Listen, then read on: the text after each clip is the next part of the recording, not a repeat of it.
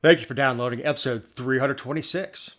This week, we have sort of immunity for Trump, shrinking the squad, the debate debacle continues, new laws, I am serious, and don't call me Shirley, awarding Harry, and buckle up.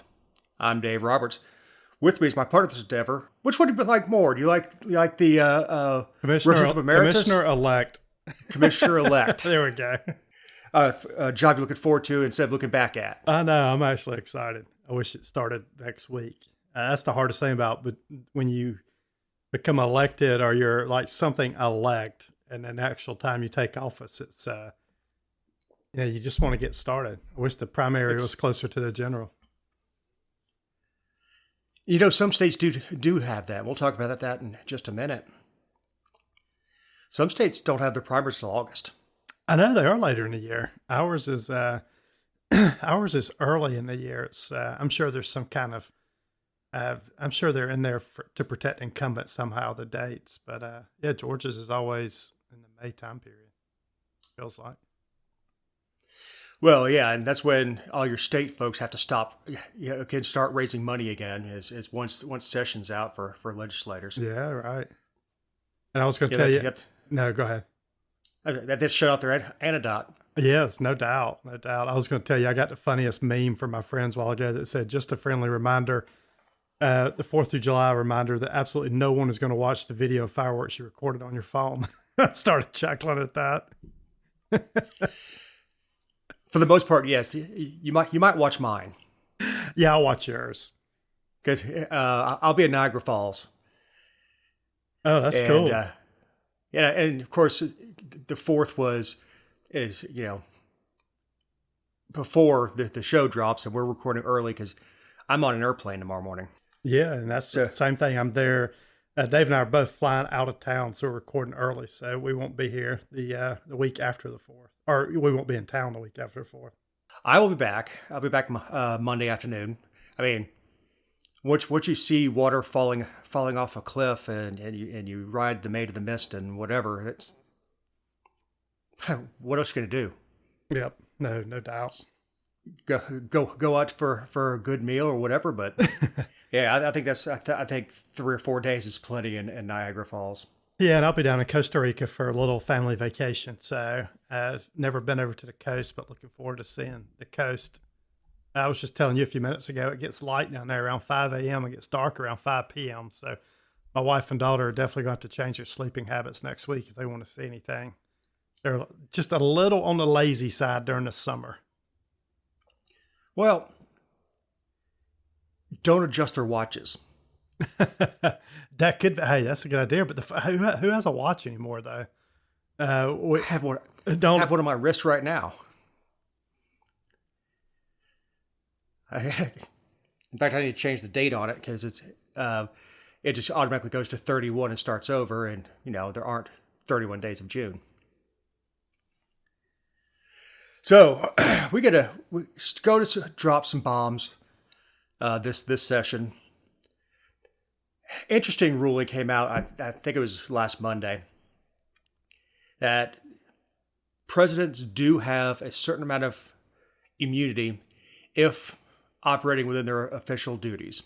Yeah, this was the last decision to drop. We covered some of the decisions on last week's show, but this one actually spilled over onto the first day of July, which was kind of, it wasn't ordinary for the Supreme Court. They usually release everything through the end of June. And this, I don't know if you saw we can talk about the details of it, but I don't know if you saw the reaction from people.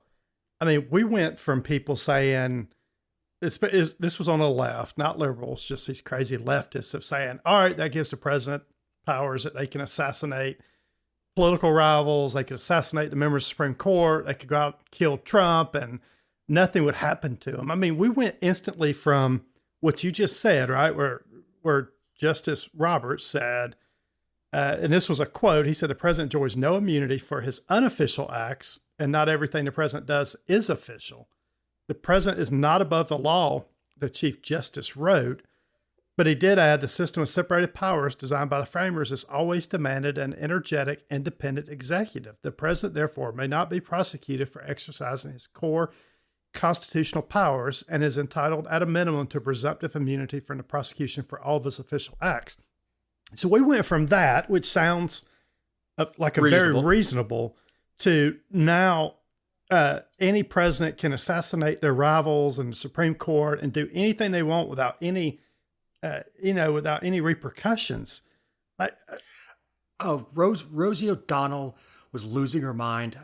This was not a long decision. This was not 50 pages of single space you have to go through. No, it's a very straightforward ruling.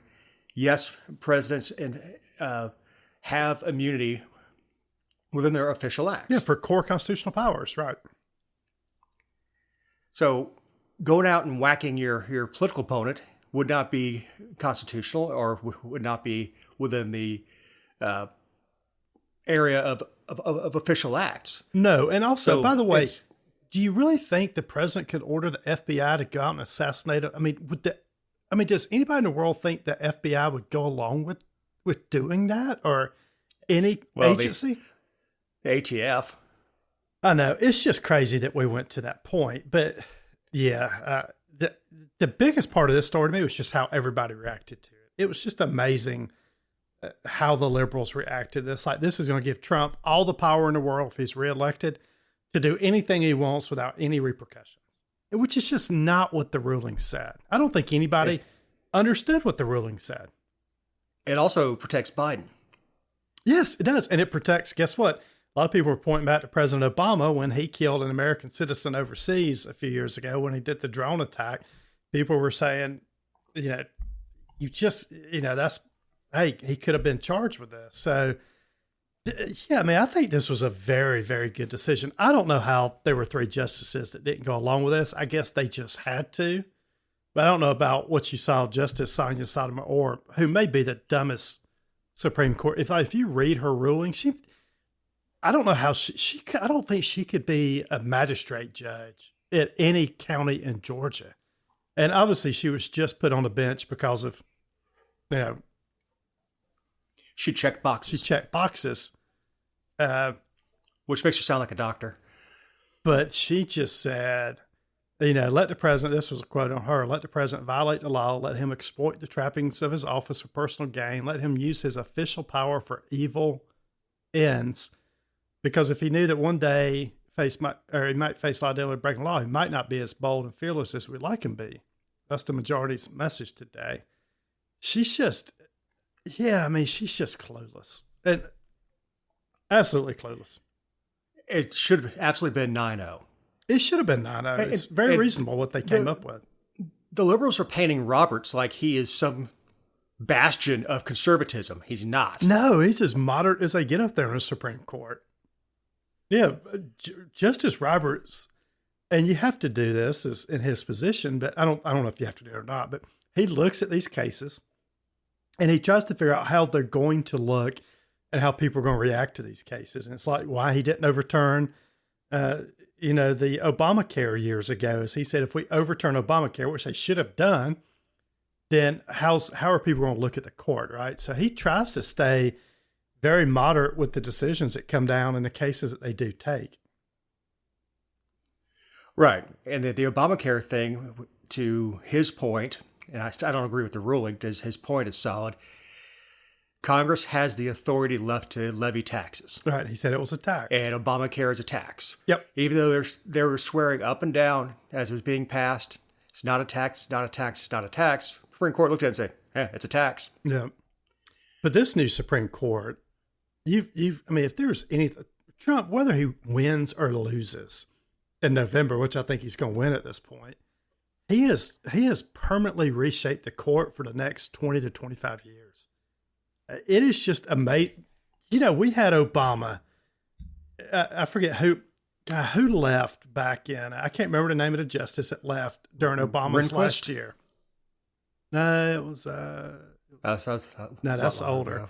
But Obama had an opportunity to fill the court, And Mitch McConnell would not, and Mitch is a hero for this, right? Mitch said, I am not going to fill the court where your nominee, who is the current over the Justice Department now, he said, we're not going to fill the court until the next election cycle. And that allowed Trump, when he was nominated, to appoint these justices. And it has totally reshaped the court in a good way. Garland. Yeah, Merrick Garland. And but Trump was able to just totally reshape the court by appointing 3 people to it. And that's what, over the next 4 years, they're talking about there could be 3 more appointments to the Supreme Court over the next 4 years if Trump gets in. I mean, you could have a 30-year period of and I don't want to call them conservative justices. These are constitutional justices they're in right now. And that's what everybody likes to say. It's conservative versus liberal. It's not. It's constitutionalist judges that we've got in there right now. And it's a great time. It's a great time if you're a Supreme Court fan. Yeah. Even the stuff that people are mad about with the overturning Roe v. Wade. Roe v. Wade was never about abortion. It was about privacy. Mm-hmm. And it had been misapplied for 50 years. Now, it didn't say, nothing that ruling said that states can't allow abortion. It kicked it back to the states. Yep, it did. And that's 10th Amendment. Yeah, and if you notice what Trump said during a debate last week, they asked him about that, and he said, look, what's great about that, about them overturning Roe v. Wade, is now we've got very liberal states and we've got very conservative states. And now each state can pick and choose what they want to do about life and about abortion. And he said, that's how it should be, right? The voters actually have control of this now. So the voters in Georgia don't, if they can vote a new governor in, they can vote new state representatives in, new state senators. This is where it should live. And that was what was so good about that decision. Yeah, absolutely. States have sovereignty. Yes. So anything not specifically listed in the Bill of Rights is handed over to the states to handle. Yep. Yeah, so I thought all the decisions this time, I mean, I don't know how anybody could argue with really any of the decisions that came down. I thought the SCOTUS did a great job this time, and I know Clarence Thomas takes a lot of fire, but man, that guy is just rock solid. He does not care what you think. No, he doesn't. The way he was treated during his confirmation, there's no slings or arrows that you could fire at Thomas that's going to shake him up. He's such a great judge up there. So the anti-Semitic squad member who pulled the fire alarm gets to go home. Did you like that?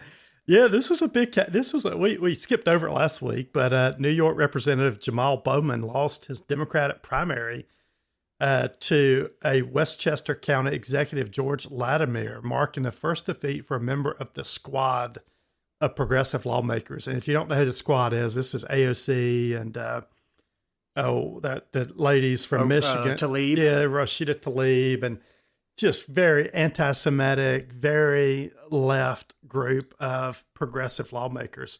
But this is also the guy, if you remember back last October, that I forget what they were even voting on at that point in time, but Bowman ran down the hallway on a weekend and pulled the fire alarm. And his excuse was he thought it was the knob to the door, right? To open the door, which it's just totally bogus. I mean, it was like this red fire alarm on the side of the wall. But if I recall the security video, yes, he had to remove the plastic covering. He did, right. So I've been opening doors most of my life anyway. Yep.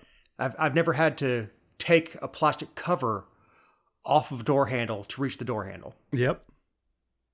Yeah, but this guy Bowman, he was elected back in 2020. He's only 48 years old. He was a former middle school teacher. He lost to this George Latimer. Latimer's 70 years old. He was, he's been a political, he's a political establishment guy out there. He's been in politics forever. But the thing that he ran on was Bowman's vocal opposition to Israel's war in Gaza.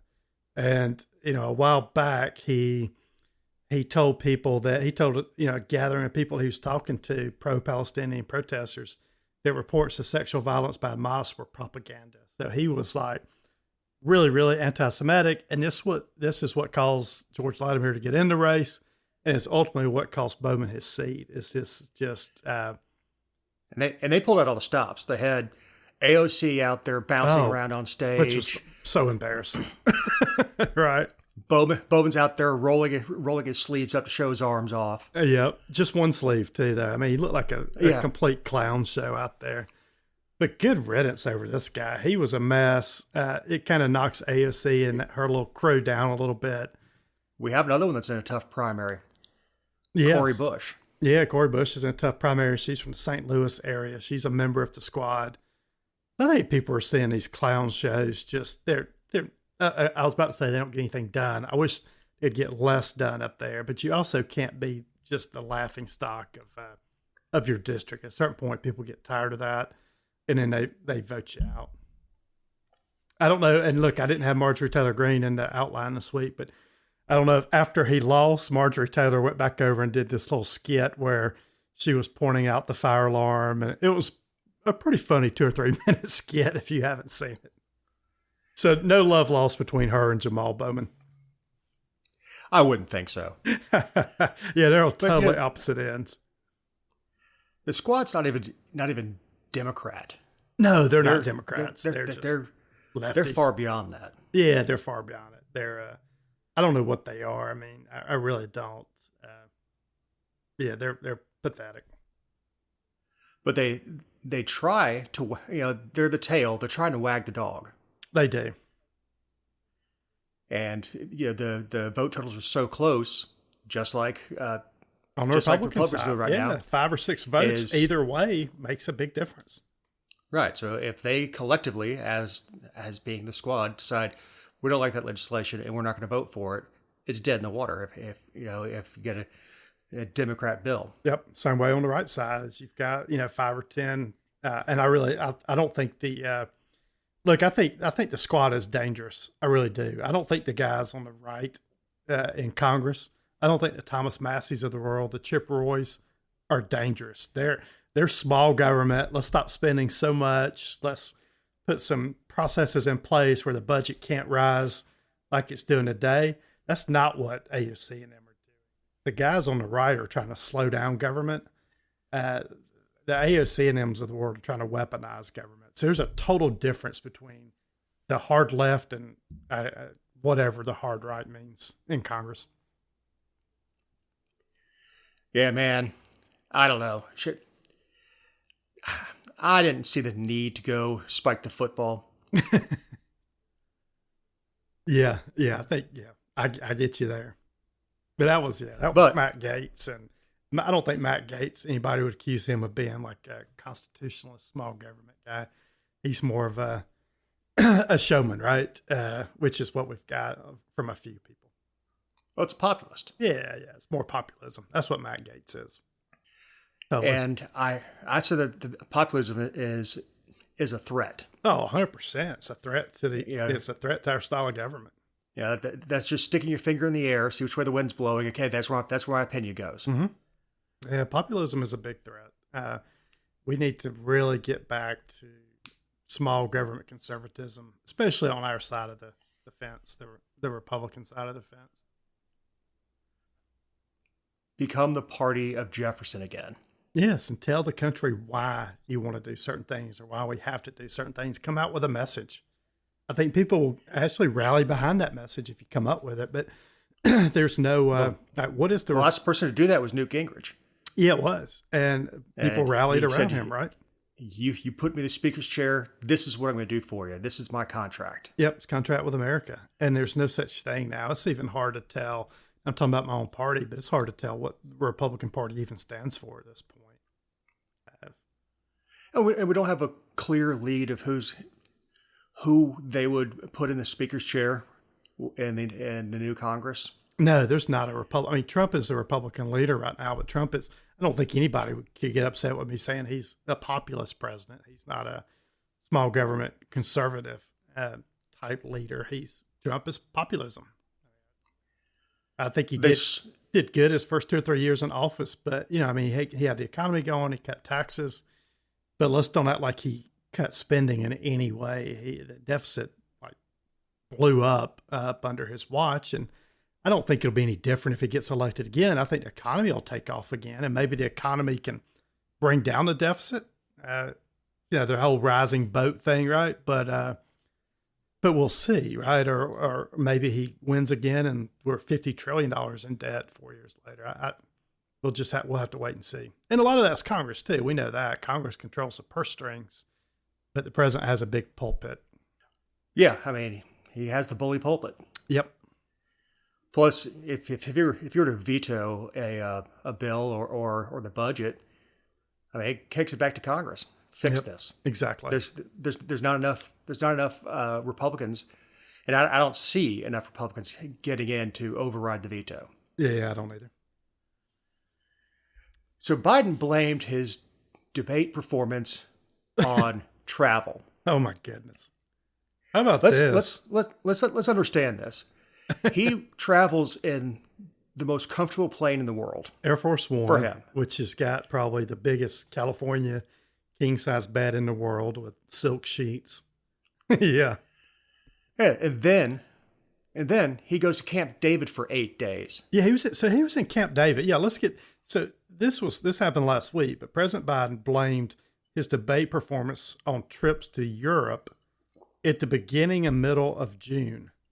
But like you just said, he spent 8 days in Camp David before the debate. So does it take more than 8 days to recover from a trip to Europe? I can't go on vacation to Europe and take 8 additional days off just to recover from a little jet lag. No, hey, look, and he said, this was a quote. He said, "I decided to travel around the world a couple of times shortly before the debate. I didn't listen to my staff, and then I almost fell asleep on stage," Biden said during the event last Tuesday night in McLean, Virginia. So he told people he almost fell asleep on the stage because he went to Europe 2 weeks before.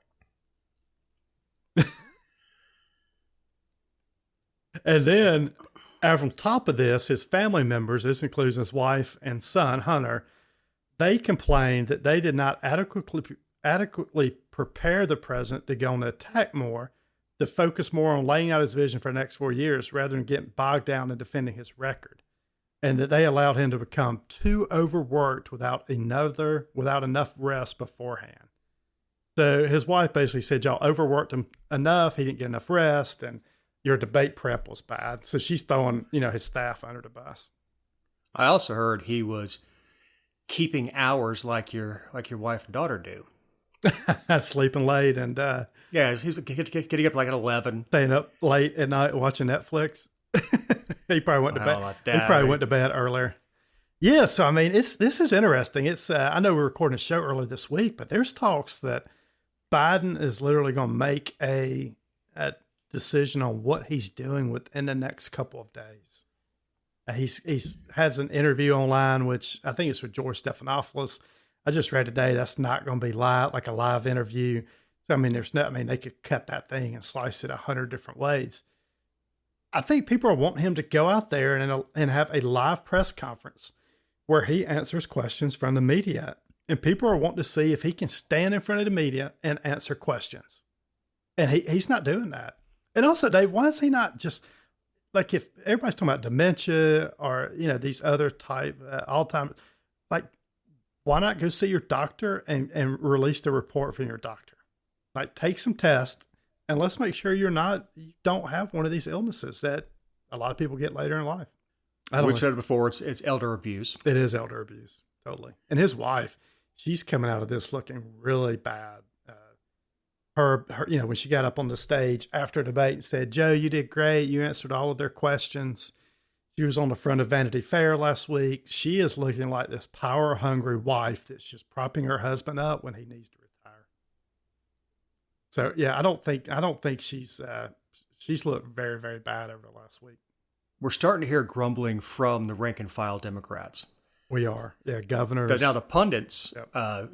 Tore him apart. Even Van Jones. Yeah, Morning Joe tore him apart. I mean, even Morning Joe was Yeah, if you watched it after the debate, they had soured on Biden. Even Nancy Pelosi said something to the effect of, "We need to figure out if this is a long term thing or just an episode." Yep, and a Democrat congressman from Texas came out and said he needed to step back. So you're starting to get more people. I think it's like I said earlier. I think Obama's the only one that can make him step down, outside of his wife saying, "Joe, it's time to hang it up." But I think those are the only two people that can actually force Biden out. Who's good? Well, so there's two options for Biden. He can either, what people are floating is he could just step down now and Kamala step in, and she's on a November ballot. She picks her next VP. Or does he just let it? Does he let the people at the convention pick the next candidate? I think Democrats are not fond on Kamala, but they're also not fond on having a knockdown drag out at the convention where there's 15 different Democrat candidates all trying to get the nomination. So I think they're in a rock and a hard place at this point if he decides not to run again. One of the problems that you have with a brokered convention, and this is going to be perception, is that it'll be a selection, not an election. Yes, right. Is you will have somebody running for office that literally nobody voted for. Yep. So that's where you see Gavin Newsom's of the world and Gretchen Whitmer's. I don't know if you just move somebody else to the top of the ticket and you keep Kamala. I have no idea. I don't think Kamala can win an election. I think she's probably less popular than Biden is, but also I don't think, boy, you open this thing up at the convention, good grief, you're going to have a knockdown drag out at the convention. And then you're going to have Gavin Newsom, you're going to have Gretchen Whitmer, Pete Buttigieg, Kamala Harris. I mean, it would be entertaining TV to say the least. Man. Yes, it would be interesting for those of us who are news junkies, but it's also a little scary that no one ran against Biden. Yep. And no Democrat, they wouldn't step. Everybody's known this for 4 years. The guy's been going downhill. Everybody's seen it. I mean, everybody outside of the news media and his staff and look, they've seen it too. They just have chosen not to comment on it, but everybody's seen it. Well, leaks are starting to come out. Now Hunter is going to the meetings with his father. Man, this is not a good look that Jill and Hunter need to be on either side of him to keep him from wandering off into the crowd. No, and how do you bring your son, who's just been convicted of a felony and knows he's got all kind of problems, how do you bring Hunter back into the situation and let him? I don't know if I'd have Hunter anywhere around the president. The only thing I could think is keeping Hunter close. And man, and he's fixing to pardon him. He's going to wait till the tax thing gets cleared up, and they'll have all the federal charges all there together, and he can stroke a pen and get him off the hook. Guess so. And then he could step down. Yep. But it's scary that he without teleprompter, with a teleprompter, he's awful. Oh yeah, no doubt. So we've got some new Georgia laws that went into effect on the 1st. Yeah. So what? The Georgia House and Senate, they meet about the second week in January through the end of March, and they passed out 100 laws this year, and most of those laws go into effect on July 1st. That's why they go in about halfway, or the first month of the second half of the year. But there were a couple that we wanted to highlight. So one is Georgia Squatters Reform Act. This actually it was signed in April. So this is where, you've got this squatter problem, and we've talked about it before on the show, where squatters move into a house and it's hard to get the squatter out at that point. But now with this new law, suspected squatters are now immediately issued a criminal citation and have 3 days to present a lease to the court. And if that lease is fraudulent, the case goes from a misdemeanor to a felony. So they're kind of changing around here, and they're giving some landlords an easier way of getting squatters out of their house. Because that they say what these squatters do is they move in, they'll have mail shipped to the new house. I mean, there's just different ways that they have figured out how to make it look like they're official. But this new law makes it easier to get the squatters out when they move into somebody's house. Yeah, I've got a friend dealing with it now on the back of her property. Mm-hmm. Some folks have put up a tent city. Oh wow, jeez, and she can't get rid of them. That just sounds like trespassing. I mean, how could you not get people trespassed off your own property? But yeah, a lot of it probably depends on what county she lives in too. Yeah, it's here in Paulding. Ah, that's nice. Yeah. I thought y'all were Republicans up in Paulding. Well, what the marshal said, it's the sheriff's deputy's responsibility. The deputy said it was the marshal's responsibility. Both everybody's pointing fingers at each other. Yep. Yeah, and apparently it's a real mess down there with just garbage everywhere and all that stuff. And she could get fined for having her property in that disorder. Wow. Oh well. Well, we'll see. You have to tell us what happens there. Yeah. I told her back in the old days, you just grab a couple buddies with baseball bats and get them off your property. Yeah, I don't think it's that way anymore. No, they'd be the victim, and I'd be in prison. So then, Addie's law went into effect, and usually we're not a big fan of bills named after children because there's usually something hidden in these bills. But this one sounds innocent enough. It was by actually Representative Lauren Daniels down in the Henry County area. If you remember, she lost her primary election back in May. But this increases the fine to $1,000 for drivers who pass a stopped school bus. It's named Addie's Law after 8-year-old Addie Pierce was hit and killed by a driver while trying to cross the road to get onto her school bus in Henry County. So this just increases the fines for passing. I think the fines now they're maybe $100. They go from $100 to $1,000. And also, originally this bill had mandated that school buses always let children out on the right side of the road where they're not crossing over a road. But you can imagine they'd have to school systems. It would increase the cost and make school routes longer.